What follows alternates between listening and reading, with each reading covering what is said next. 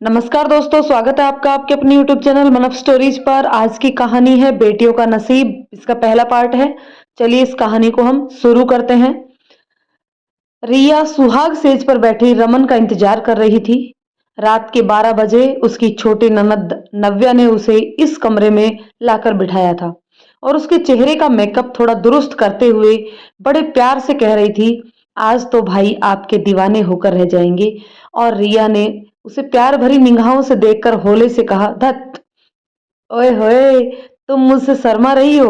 उसकी बात पर रिया मुस्कुरा दी थी। दरअसल दोनों कॉलेज में साथ ही पढ़ती थी, बीएससी के पहले साल में। और आज दोनों एक दूसरे की ननद भाभी बन गई थी। दोनों बातें ही कर रही थी कि नव्या को उसकी माँ ने आवाज दी और वो थोड़ी देर में आती हूँ बोलकर चली गई। नव्या के जाने के बाद रिया अपने कमरे का जायजा लेने लगी।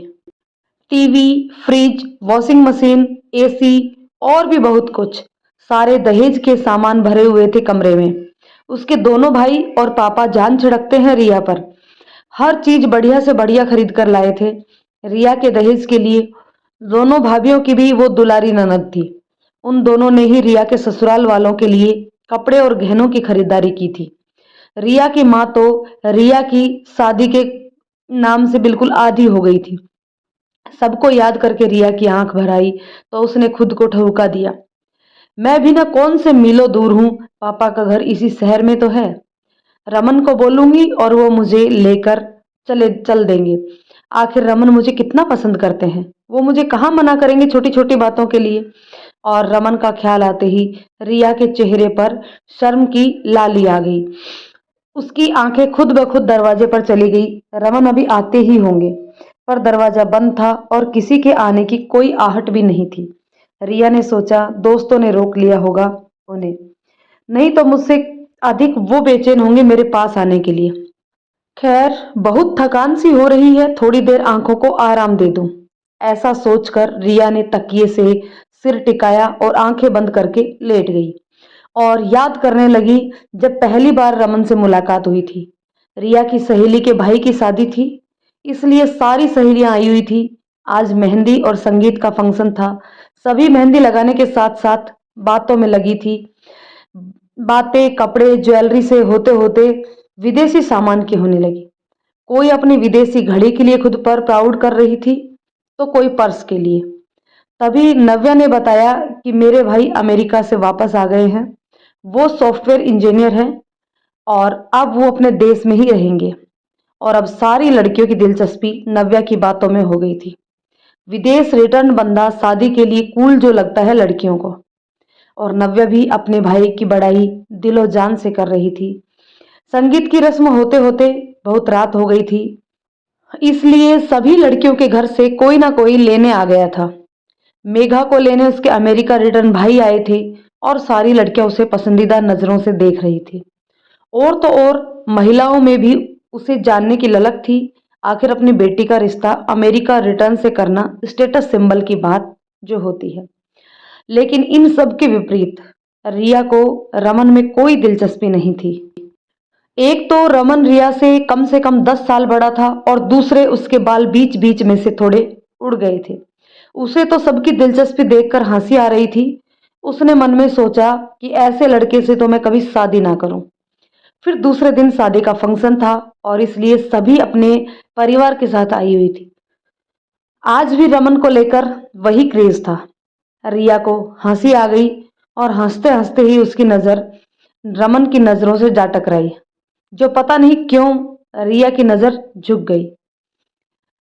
फिर तो पूरी शादी में जितनी बार भी रिया ने रमन को देखा, उसे खुद को देखता पाया और ये देखकर रिया के दिल की धड़कन तेज हो जाती। अभी कल तक जो बंदा उसे शादी के लायक नहीं लग रहा था, आज उसके लिए रिया की फीलिंग्स बदल गई थी। फिर जब जयमाला की रस्म हो रही थी, तब रमन रिया के बिल्कुल करीब खड़ा हो गया था और रिया खुद को बहुत खुशनसीब समझ रही थी। फिर जब सब वर वधू के साथ तस्वीर खिंचाने में व्यस्त थे, तो अचानक रमन ने रिया का हाथ पकड़कर अपने सिर पर लगाते हुए कसम दे दी कि तुम्हें मेरी कसम रिया, चाहे तुम्हारे मम्मी पापा हम दोनों की शादी के लिए ना माने, पर तुम केवल और केवल मुझसे ही शादी करोगी। रिया कुछ समझ नहीं पाई कि क्या जवाब दे और रमन कह रहा था, याद रखना रिया, मेरी जिंदगी अब तुम्हारे हाथों में सौंप दी है मैंने। ये सब इतना अचानक हुआ कि रिया कुछ बोल ही नहीं पाई और जब उसे होश आया तो समझी कि कितनी बड़ी जिम्मेदारी आ गई है उसके सिर के ऊपर। उसने अपनी नजरें उठाकर रमन को देखा तो उसकी आंखों में उसे प्यार ही प्यार नजर आया और रिया ने अपनी आंखें बंद कर ली कि अब उसके प्यार को अपने अंदर समा लेना चाहती थी। कुछ लड़कियां बहुत प्यारी होती हैं, सुंदर मन होता है इनका, तभी तो किसी की एक प्यारी नजर पर अपना दिल हार जाती हैं और रिया के साथ भी वही हो रहा था। एक शाम वो अपने कमरे में पढ़ाई कर रही थी और उसका मन रमन को याद कर रहा था। जब घर में पंडित जी आए, वो रमन का रिश्ता लेकर आए थे। रिया के पापा को रिश्ता ज्यादा पसंद नहीं आया, इसलिए उन्होंने बोल दिया कि सोच कर बताएंगे और पंडित जी की खातिरदारी की और उन्हें दक्षिणा देकर विदा कर दिया। उनका कहना था कि अभी रिया बहुत छोटी है, पहले बीएससी पूरी कर ले, फिर सोचेंगे उसकी शादी के लिए। आखिर इकलौती बेटी है। रिया के दोनों बड़े भाइयों का भी यही कहना था। रिया की फैमिली एजुकेटेड थी, दोनों भाई इंजीनियर हैं और दोनों भाभी भी पढ़ी लिखी हैं। पिता की कपड़ों की दुकान है मेन मार्केट में, घर में किसी चीज की कोई कमी नहीं। पंडित जी ने ये बात रमन के घर वालों को बताया तो उसकी मां के तेवर ही उखड़ गए। वो एक गुस्सैल स्वभाव की महिला है। रमन चार बहनों का इकलौता भाई है। रमन को वो किसी भी ब्लैंक चेक की तरह समझती है। उनकी समझ से रमन के दहेज से उनका घर भर जाएगा। वो तो बेहद तौहीन के साथ कह रही थी कि इस पिद्दी सी लड़की में तुझे ऐसा क्या नजर आ गया, सज संवर कर मेरे होनहार बेटे को फंसाया है। और तो और तीनों बड़ी बहनें भी अपने भाई के लिए अपनी पसंद की लड़की ढूंढ रही है। उनके भी सारे ख्वाब चूर चूर हो गए थे। नव्या को समझ नहीं आ रहा था कि ऐसी परिस्थिति में वो क्या करे। उसे अपनी सहेली बहुत पसंद थी, हर लिहाज से। रिया खूबसूरत तो थी, बहुत अच्छे स्वभाव की भी थी। जब उसने दूसरे दिन बातों ही बातों में रिया के भाइयों की नौकरी के बारे में अपनी माँ को बताया और ये भी कि दोनों भाई अपनी इकलौती बहन को कितना प्यार करते हैं, पर उन्हें इस बात से कोई फर्क नहीं पड़ा, तो नव्या ने सबको अपने हाल पर छोड़ दिया। यहाँ रमन रिया से शादी करने की जिद कर बैठा था। रिया अपने पिता और भाई के इनकार करने के बाद अपनी पढ़ाई पर ध्यान देने लगती है। हालांकि दिल में रमन की मोहब्बत जड़ बना चुकी थी। रह रह कर उसे रमन की आंखों में अपने लिए बेसुमार प्यार याद आता और उसकी दी हुई कसम भी। वो मन ही मन अपने और रमन के साथ की दुआएं मांगा करती थी। वो एक दिन कॉलेज से घर आती है तो अपनी मम्मी को परेशान हाल में बैठा देखती है। वो जल्दी से हाथ मुंह धोकर उनके पास आ जाती है और बैठकर पूछती है कि आखिर वो परेशान क्यों है। बहुत पूछने पर उन्होंने बताया कि मोहल्ले भर की औरतें रिया और रमन की बातें कर रही थी कि दोनों में कुछ चक्कर चल रहा है। रिया ये सब सुनकर हैरत में पड़ गई, सोचने लगी कि ऐसा कैसे हो सकता है कि लोग मेरे बारे में ऐसी बातें करने लगे, जबकि रमन से शादी के फंक्शन के बाद तो उससे मिली तक नहीं। फिर रिया की बड़ी भाभी ने भी उन्हें समझाया कि आप अपनी बेटी पर यकीन करें, लोग तो बातें बनाने में माहिर होते हैं।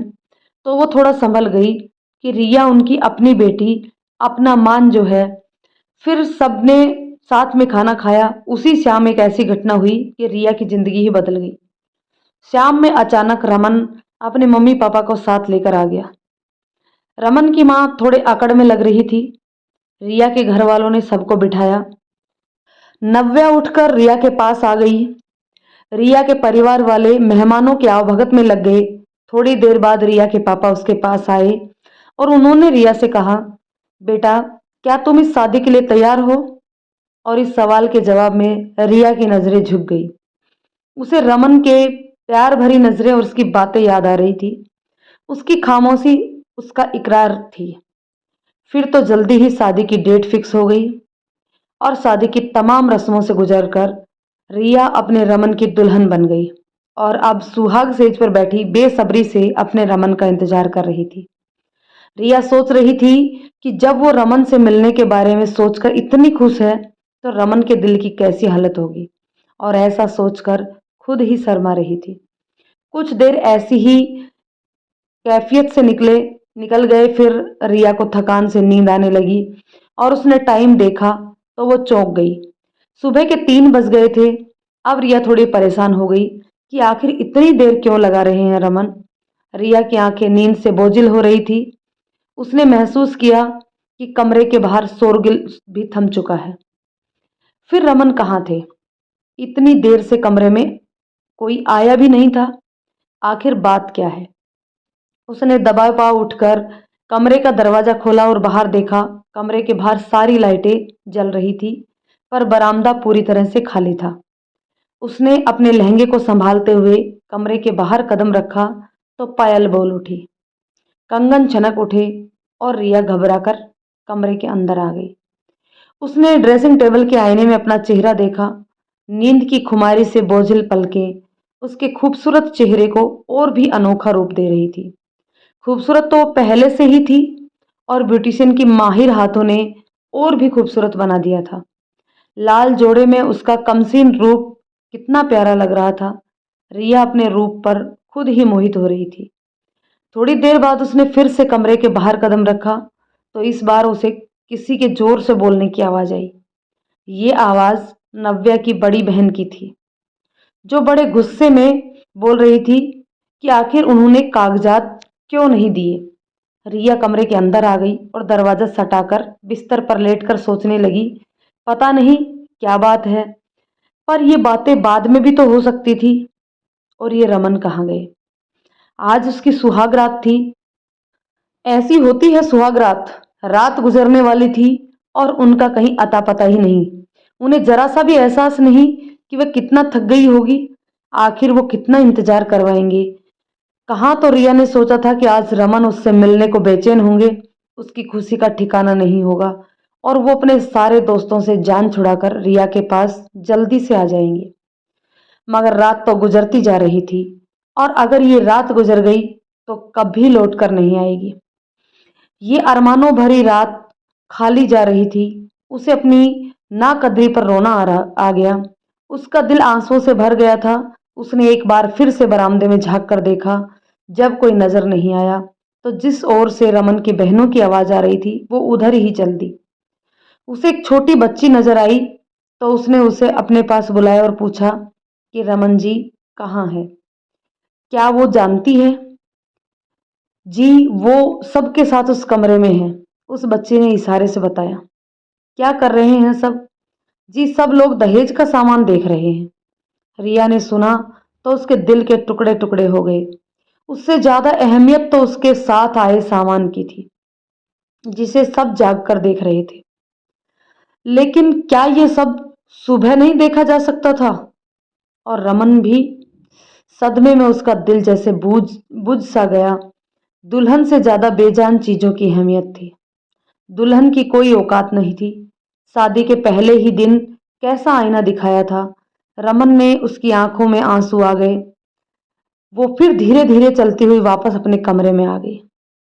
वो छोटी बच्ची पूछ रही थी कि दुल्हन भाभी, आप कुछ लेंगी? हाँ, पानी ले आओ। और जब वो पानी लेकर आई तो रिया ने एक ही बार में पूरा गिलास खाली कर दिया। बच्ची पूछ रही थी, और पानी ले आऊं? नहीं बेटा, तुम जाओ, रिया ने जबरदस्ती मुस्कुराते हुए कहा। रिया सोच रही थी कि ये कैसी शादी थी। मुंह दिखाई में किसी ने कुछ नहीं दिया, किसी ने कमरे में झांक कर नहीं देखा।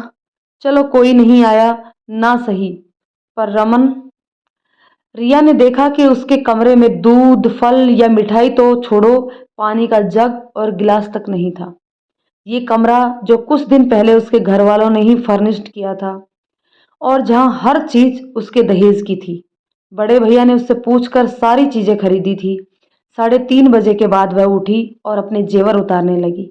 अभी उसने अपनी पायल उतारी ही थी कि रमन आ गए और रिया का हाथ रुक गए। रिया के चेहरे पर इतना दुख था कि वो शर्मिंदा से हो गए थे। सॉरी रिया, मुझे देर हो गई और तुम्हें इंतजार करना पड़ा। रिया का दिल किया कि पूछे, आप कहाँ थे? क्या कर रहे थे, मगर वो चुप ही रही। रमन ने उसका हाथ थामकर उसे बेड पर बिठाया और उसके करीब बैठ गया। सारी रात जो गुजर गई थी, रिया का मन किया कि तकिए पर सिर रखकर गहरी नींद सो जाए, इतनी गहरी कि कुछ याद न रहे। रमन ने उसका हाथ थामकर बहुत प्यार से कहा, रिया, तुम बहुत खूबसूरत लग रही हो। वो खामोश ही रही। उसे दुख के साथ साथ गुस्सा भी आ रहा था कि आखिर उन्होंने इतना वक्त क्यों बर्बाद किया। इतनी देर से जिन प्यार भरे लम्हों की राह देख रही थी, जिन शब्दों को सुनने के लिए उसके कान बेताब थे, अब सुनकर उसकी आंखों में आंसू आ गए। वो एकदम से उठकर खड़ी हो गई। मैं कपड़े बदल लूं? मुझे नींद आ रही है। बदल लेना, इतनी भी क्या जल्दी है? जल्दी? सुबह होने वाली है। रिया ने अपने सारे जेवर उतारने के बाद बैग में से नाइट सूट निकाला और ड्रेसिंग रूम में जाकर चेंज कर लिया। और जब वो वापस आई तो रमन वैसे ही बिस्तर पर बैठा था। रिया ने कहा, आप भी कपड़े बदल लीजिए। रमन ने भी नाइट सूट लिया और वॉशरूम चला गया। और फिर वो तकिए पर सिर रखकर गहरी नींद की वादियों में खोने वाली ही थी कि रमन उसे उठाते हुए पूछ रहे थे कि रिया, गाड़ी के कागज तुम्हारे पास हैं? गाड़ी के कागज? कौन से कागज? कौन सी गाड़ी? रिया एकदम से चौंक गई। नींद से बोझिल आंखों से उसने रमन को देखा। रमन के चेहरे पर जाने क्या था। उसने नजर झुका ली और कह रहा था कि वो तुम्हारे पापा ने कहा था ना कि वो मुझे गाड़ी देंगे। अच्छा। वह हैरान होकर बोली, मुझे तो कुछ नहीं मालूम। रिया ने बेहद मासूमियत से कहा, तो तुम्हारे बड़े भैया अमर ने भी कहा था। तो आप उनसे सुबह बात कर लीजिएगा। चलो ठीक है, तुम सो जाओ, मुझे भी नींद आ रही है। पर अब वो कैसे सो सकती थी? उसकी आंखों से तो नींद ही उड़ गई थी। रिया की नींद उड़ाकर रमन आराम से सो गए थे। रिया को बहुत अजीब लग रहा था। उसके करीब सो रहा शख्स जो उसका पति है, यह फूलों से सजा सजाया कमरा जिसके ताजे फूल अब बासी हो चुके थे। उसने हाथ बढ़ाकर लैंप बुझा दिया। उसे ऐसा लग रहा था कि सुबह के समय जब सारी दुनिया सो रही है और केवल वो जाग रही है। कैसा जख्म लगा था उसके दिल पर। आह! लोग कितने बेरहम होते हैं, जरा सा इंतजार भी नहीं कर सकते। क्या होता अगर रमन आज की रात सब्र कर लेता? क्या होता आज की रात झूठी मोहब्बत सजा लेता? उस अपने चेहरे पर कम से कम उसका दिल इस तरह तो ना टूटता। आज की रात उसका दिल घायल तो ना होता। रिया का सिर दर्द से फटा जा रहा था। उसने क्या क्या सोचा था, कितने हसीन सपने सजाए थे। उसके कानों में आज भी वो डायलॉग गूंजते थे जिन्हें सुनकर पहली बार उसके चेहरे पर शर्म की लाली आ गई थी। दिल की धड़कन बेताब हो गई थी और वो रमन की हमराही का ख्वाब सजाने लग गई थी। आह! ये दिल कितना बेरहम होता है, किस तरह दिमाग के सोचने समझने की ताकत छीन लेता है, क्या क्या ख्वाब दिखाता है। यह जाने बगैर कि जब ख्वाब टूटता है तो कितनी तकलीफ होती है। ये शख्स जो अग्नि के 7 फेरे लेने के बाद उसके तन मन का स्वामी बन गया था, कैसे बेखबर होकर सो रहा था। ये जाने बगैर कि उसकी बातों से कैसे टूट गई थी वो। रिया को रमन से नफरत हो रही थी, उससे घिन आ रही थी जो उसका पति था। नियति भी कितनी निष्ठुर है। अभी थोड़ी देर पहले तक वो कितनी खुश थी, अपने आप को दुनिया की खुशनसीब लड़की समझ रही थी। रमन ने उसे खुद पसंद किया था, पर वो कहाँ जानती थी कि उसकी किस्मत में क्या लिखा है। कितनी खुश थी वो कि बहुत सारी लड़कियों को अनदेखा कर रमन ने उसे चुना था, मगर वह भी कितनी नादान थी, कितनी बेवकूफ थी। रमन ने उसे इसलिए पसंद किया क्योंकि वो एक बड़े बिजनेसमैन की बेटी थी। उसके दोनों भाई इंजीनियर थे और रमन और उसकी फैमिली ये बात अच्छी तरह से जानते थे कि वे लोग अपनी इकलौती बेटी को दहेज में बहुत कुछ देंगे, और उन्होंने कोई कसर छोड़ी भी नहीं थी। फ्रिज, टीवी, एसी, दीवान, पलंग, ड्रेसिंग टेबल, सोफा और भी सारी जरूरत की चीजों के अलावा रमन की मम्मी के लिए सोने का सेट और पूरे परिवार के लिए महंगे कपड़े दिए थे। रमन को तो सारी चीजें उनकी पसंद से दिलवाया था अमर भैया ने। पापा के लिए गाड़ी देना कोई मुश्किल बात नहीं थी। हो सकता है वो गाड़ी के कागज देना भूल गए हों, कल दे देंगे। लेकिन जो लोग इतनी चीजें पाकर भी खुश नहीं है, वो क्या गाड़ी मिलने के बाद खुश हो जाएंगे? उसने बहुत दुख से सोचा कि ये जरूरत की चीजें इंसान से बढ़कर हैं। इंसान के जज्बात का कोई मोल नहीं। बाकी लोगों से तो रिया की कोई उम्मीद नहीं थी, पर क्या रमन भी इन सब में शामिल थे? सोचते सोचते न जाने कब रिया की आंख लग गई। रमन भी सारी रात के जगे हुए थे, इसलिए अब वो भी बेखबर होकर सो रहे थे। 11 बजे तक रिया की आंख खुली तो देखा कि रमन उसे प्यार से देख रहे हैं, लेकिन रिया ने में इतनी ताकत नहीं थी कि उसकी मुस्कुराहट का जवाब वो मुस्कुराते हुए देती। अचानक से रमन ने रिया को गले से लगा लिया और रिया का मन जोर जोर से रोने का करने लगा। वो खुद को रमन के हवाले नहीं करना चाहती थी, मगर वो मजबूर थी। रमन ने जबरदस्ती अपना हक वसूल लिया और वो चुपचाप सिसकती रही। रमन खुशी से उठकर बाहर चला गया। तब रिया तकिए में मुंह छुपाकर रो पड़ी। क्या इसी प्यार को पाने का सपना देखा था? उसने उठने की बिल्कुल हिम्मत नहीं थी।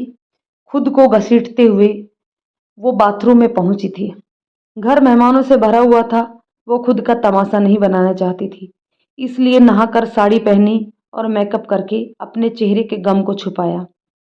दोपहर 1 बजे सब नाश्ता करने बैठे थे। रिया ने चाय के साथ एक ब्रेड स्लाइस लिया तो उसके सिर का भारीपन थोड़ा दूर हुआ। तब वो थोड़ा सोचने और समझने लायक हुई थी। उसके भैया आए थे, सबके लिए कपड़े, फल और मिठाइयाँ लेकर। शाम को वो पग फेरे के लिए जाने वाली थी। शाम को वो और रमन भैया की कार में बैठकर उसके मायके जा रहे थे और रिया अपने मन में सोच रही थी कि वो अपने मायके में कार देने के लिए मना कर देगी। जो लोग इतनी चीजें पाकर भी खुश नहीं हैं, उन्हें कुछ और देकर शेर के मुंह में खून लगने जैसा है। आज रमन बहुत खुश लग रहे थे। अमर से भी ऐसे बातें कर रहे थे जैसे कितना लगाव हो उससे, और ये सब देखकर रिया को बहुत हैरानी हो रही थी। रमन रिया से भी हंस हंस कर बातें कर रहे थे और वो समझ नहीं पा रही थी कि वो खुश हो या नाराज रहे। जल्दी ही रिया का मायका आ गया और सबने रमन को हाथों हाथ लिया। रमन भी सबसे बड़े प्यार से मिले, मम्मी पापा के पैर छूकर आशीर्वाद लिया। उसी रात रमन वहीं रुक गए। रात भर रमन ने रिया को अपने बेकरार दिल की दास्तां सुनाई और उसे इतना प्यार दिया कि वो सब भूल गई। सुबह जब उसने आईने में अपना चेहरा देखा तो हैरान रह गई। चेहरे पर हया की लाली बिखरी थी। उसे ऐसा लगा जैसे आज से पहले वो इतनी खूबसूरत कभी नहीं लगी। रमन की मोहब्बत ने उसे खिलता हुआ गुलाब बना दिया था। शायद औरत इतनी नाजुक दिल होती है कि सब कुछ जानते बूझते हुए भी भ्रम में जीना चाहती है। मर्द अपनी जरूरत और ख्वाहिश लेकर उसके पास जाते हैं और औरत उसे मोहब्बत समझकर यकीन कर लेती है। दो प्यार के बोल सुनकर वो अपने सारे दुख और सारे दर्द भूल जाती है। उसे यकीन होने लगा था कि रमन की कोई गलती नहीं। दूसरी सुबह रमन चले गए और अब रिया ने इत्मीनान से गहरी सांस ली। रमन के जाने के बाद वह खुद को बहुत आजाद महसूस कर रही थी। अब उसे झूठी मुस्कुराहट की जरूरत नहीं रही थी। वो इन लम्हों को जी लेना चाहती थी और इसलिए दिल से खुश थी, भले ही थोड़े समय के लिए ही सही। उसने भारी जोड़ा उतारकर अपना एक कॉटन का सूट पहना। जेवर उतारने के बाद मम्मी को संभालने के लिए दे दिए और अपने भतीजे भतीजियों के साथ लॉन में क्रिकेट खेलने के लिए तैयार हो गई। उसे खुश देखकर सभी बहुत खुश हो रहे थे। रात को जब वह अपने कमरे में सोने के लिए आई तो सारे गम उसके इंतजार में खड़े थे। अभी वो रात के कपड़े वार्डरोब से निकाल रही थी कि उसकी छोटी भाभी हंसती मुस्कुराती हुई आ गई। उसी समय रमन जी का फोन आया। रमन जी का फोन है। सुबह ही तो गए थे। रिया बहुत हैरान हुई। हैरान क्यों हो रही हो? नई नई शादी है और पहली पहली रातें। बेचारे को नींद नहीं आ रही होगी। अकेले कैसे सोएंगे बेचारे? जैसे सारी उम्र सोते आए, वह चिढ़कर बोली। फिजूल बातें मत करो। अगर वो आना चाहें तो उन्हें मना मत करना। मैं चौकीदार से बोल देती हूँ कि गेट खुला रखे। नहीं, आप रहने दीजिए। रिया ने फोन कान पर लगाया तो भाभी शरारत से मुस्कुराती हुई अपने कमरे में चली गई। जाहिर है कि वो कबाब में हड्डी नहीं बनना चाहती थी। हेलो, रिया, क्या कर रही थी? जी, सोने जा रही थी। फोन क्यों किया आपने? मैंने सोचा तुम्हें याद दिला दूं कि अपने पापा को गाड़ी की याद दिला देना। आपने खाना खाया? आप खुद क्यों नहीं बोल देते? तुम्हारी बात और है, मेरी क्या बात है? वह दुख से भारी दिल से बोली। अच्छा, गुड नाइट, मैं फोन रखता हूँ। जी, गुड नाइट, और फिर फोन रख दिया। दुख और गुस्से से उसका दिल जलने लगा। दिल कर रहा था कि मोबाइल उठाकर फेंक दे। शुक्र है कि वो अभी अकेली थी। बेबसी से उसकी आंखों में आंसू आ गए। थोड़ी देर पहले भाभी की बात सुनकर उसे भी लगने लगा था कि शायद रमन को मेरी याद आ रही हो, उन्हें मेरी कमी महसूस हो रही है। रिया ने वक्त देखा, 11 बज रहे थे। ये कौन सा वक्त था ऐसी बातें करने का? गुस्से से उसके हालात खराब हो रही थी। रिया ने दरवाजा बंद किया और बिस्तर पर गिर सी गई। उसने रमन से नफरत सी होने लगी थी। कितनी मुश्किल से यकीन करने की कोशिश की थी, और अब तो जैसे खुद पर से ही यकीन खो गया हो। कैसे गुजारेगी ऐसे शख्स के साथ पूरी जिंदगी जिससे नफरत हो गई है? शादी हुए 2 दिन हुए थे और सारी हिम्मत टूट गई थी। कितने बेहिसाब लोग हैं, शादी के बाद रिसेप्शन तक नहीं किया। तब रिया ने सोचा कि कोई बात नहीं, फिजूल खर्ची ऐसे भी अच्छी नहीं होती, और ऐसे भी मायका ससुराल दोनों एक ही जगह पर है। लेकिन फिर भी उसके साथ जैसा व्यवहार हुआ, वो धीरे धीरे टूट गई। 2 दिन में ही उसकी हिम्मत जवाब दे गई थी। उसने सोचा कि पापा से गाड़ी के लिए कभी भी नहीं कहेगी। क्या बगैर कार के लोग गुजारा नहीं करते? सारी दुनिया गाड़ी पर ही तो नहीं घूमती। पापा ने अगर कहा है तो जरूर देंगे, मगर सब्र भी तो कोई चीज होती है। लेकिन उन लोगों के पास ना तो सब्र है और ना ही गैरत। दोस्तों, ये कहानी का ये जो पार्ट है इसको मैं यहीं खत्म करती हूँ। आगे जानेंगे कि क्या रिया गाड़ी के लिए अपने पापा को कहती है कि नहीं। देखते हैं रिया की जिंदगी में और क्या क्या भूचाल आने हैं। नेक्स्ट पार्ट देखना ना भूलना, जरूर देखिएगा अगला पार्ट। यदि ये कहानी आपको यहाँ तक पसंद आई हो तो लाइक शेयर करें, और चैनल पर नए हैं तो प्लीज चैनल को सब्सक्राइब जरूर कर लें। धन्यवाद दोस्तों।